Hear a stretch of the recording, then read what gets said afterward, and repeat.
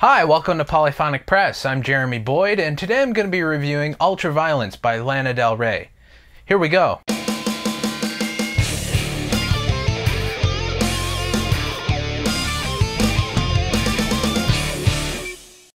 So this is Lana Del Rey's third studio album and her first time working with producer Dan Auerbach of the Black Keys. With Born to Die receiving mixed reviews, many critics, including myself, were really hopeful that the next album from Lana Del Rey would realize her full potential as a really talented singer-songwriter. This album is much more stripped down with guitars and real drums, and it's much more interesting to listen to sonically. And this album starts off with the song Cruel World, which is a slow sort of song, and it starts off with these distant guitars that sort of sound like the soundtrack to a 60s spy film. This song is almost 7 minutes long, and it really feels like it. The way it kind of trudges on with the slow drum, I really found myself getting bored with it about halfway through. It opens up the album in a way that it really put me in a mood that I really didn't care to hear the rest of the album. I think it would have been better if it had been edited down to about 4 minutes, but even then I don't know if it would be the best way to open up the record. The title track, Ultraviolence, starts off with an interesting combo with the piano and the string section, giving it an almost classical feel. This song, like the majority of the songs on this album, is a slow song,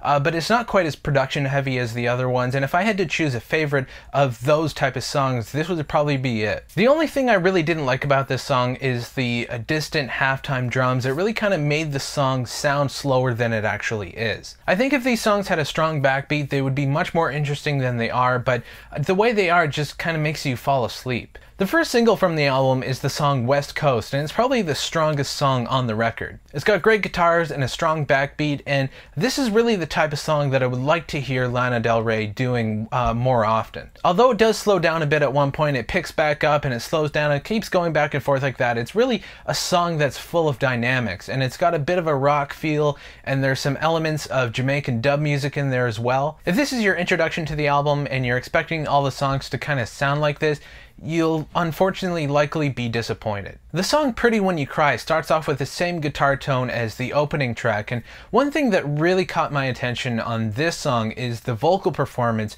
just kind of has this disconnected, unemotional quality to it. It's a little more evident on this track because the vocals are higher in the mix, but if she's writing these lyrics based on personal experience, the vocal performance really should reflect that, but it just doesn't. There's disconnected, emotional unattachment to it. It just kind of feels like she's just singing the song and doesn't really believe what she's singing about, and the lyrics really touch on some heavy subjects, and she's just kind of apathetic to the whole situation. And the album ends with the song The Other Woman, which is an interesting track musically.